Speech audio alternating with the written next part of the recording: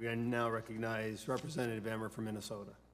Thank you, Chairman Gosar, Ranking Member Lowenthal and his absentia, and the entire committee for hosting this hearing and allowing me to participate in a discussion that is so important to my state of Minnesota.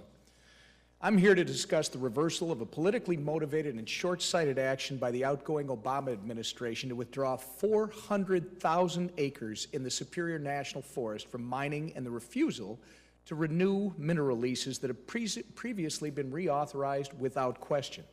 When the Superior National Forest was established in 1909, and later when the Boundary Waters Canoe Area was established in 1978, there was an express agreement between the federal government and the state of Minnesota that certain activities, like mining and logging, could continue in the Superior National Forest. In fact, in the current Superior National Forest Land and Resource Management Plan, exploration and mining is considered a, quote, desired condition. And it just so happens that one of the largest precious metal deposits in the world has been discovered in Minnesota. Last December, after the election and before the new administration took office, the U.S. Forest Service and Bureau of Land Management refused to renew Minnesota's mineral leases and started the process of withdrawing about 400,000 acres from exploration.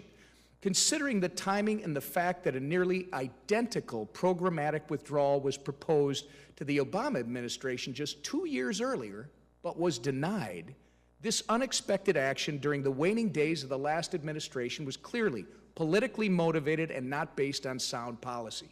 We have an opportunity to fix this. By considering this proposal, you are not authorizing any mining project in the Superior National Forest.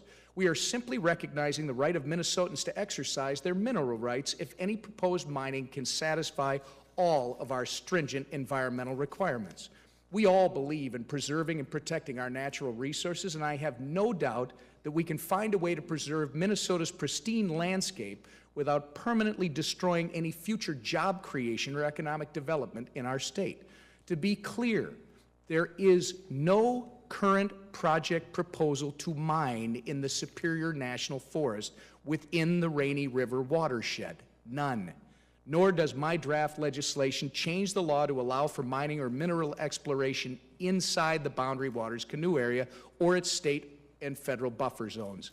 Therefore, the proposed withdrawal commenced by the Obama administration would impose a haphazard, overly expansive ban before any project could even be considered.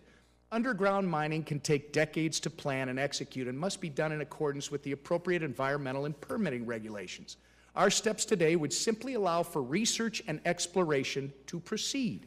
This process begins with exploration, surveys, and feasibility studies, which include environmental protection measures. Should extensive preliminary research indicate a mine would be economically viable, the company must still prepare and propose a detailed process for a project that adheres to existing state and federal laws. After this initial step is complete, the relevant federal agencies will publish a notice of intent to begin to prepare an environmental impact statement. This environmental review will require extensive periods of public comment, as well as responses to public comment. Then, there are required waiting periods and more published information before a final decision is ever made. But wait, there's more. Even after all this, the project must apply for federal and state permits, which both have separate and additional environmental process reviews and, in many cases, more hearings.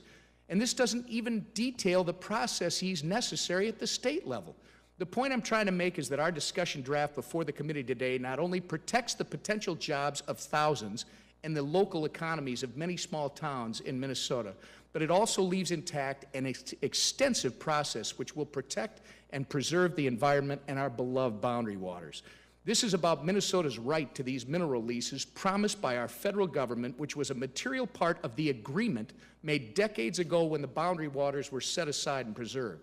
The Secretaries of Agriculture and the Interior may yet resolve this issue without the need for legislative action. In the meantime, however, we are doing our job to ensure that whether the matter is handled administratively or through legislation, Minnesota's mineral leases will be renewed. Studies can be conducted, and Minnesotans can ensure the safe, responsible, and precise development of all that our state has to offer. With this discussion draft, we can protect future economic opportunity because we know that somehow, somewhere, someone will find a way to mine the precious metals in this area in a safe and environmentally sound way. And when that happens, Minnesota deserves to have that opportunity and the jobs and economic prosperity that will ensue. And I thank the committee.